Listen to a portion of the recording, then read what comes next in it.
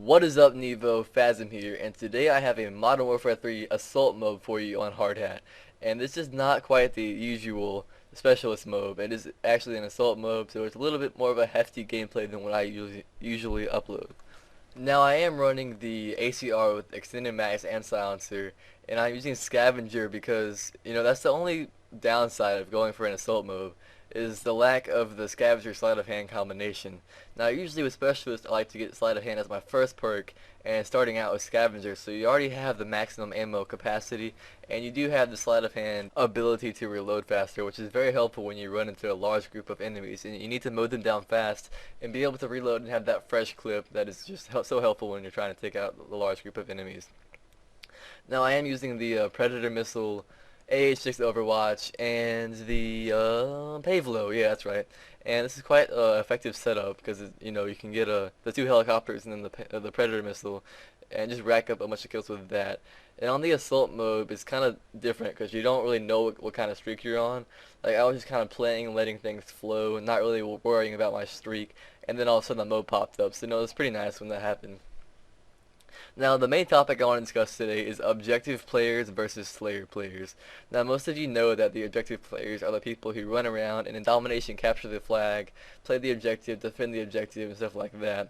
Now, like the search and destroy players plant the bomb, defuse the bomb, defend the bomb, all the stuff like that. And some of you guys, or most of you guys, know which kind of role that you fill, what shoes you guys fill, and stuff like that. So just comment below which player you are. I'm not trying to start an argument. I'm just kind of putting it out there. Now, I would consider myself more of the Slayer type. I'm definitely the person who racks up kills and helps out my team in that part of the gaming.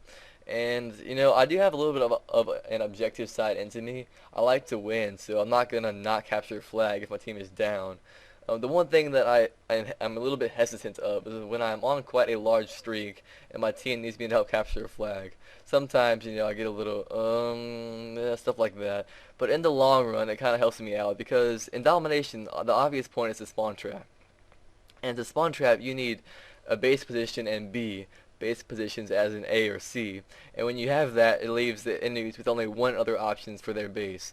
And when they only have the one other option, like say you have A and B and you can spawn trap C quite easily, and then that works out perfectly. So if you take the little time and effort to cap the flag that your team needs help with, it'll help you out in the long run on your streak. I hope that's kind of making sense, just kind of throwing that out there. And some tips for getting assault mobs, it's a little bit, it's definitely a lot harder not having all the perks and turning into kind of a super soldier is, like, the first perk is kind of hard to decide on what to use. As you can see right now, the opponent's calling in a Reaper, and I do not have blind die since I'm running scavenger, so it forces me to post up in this little building for a little bit to, if I want to stay on my streak and I don't die.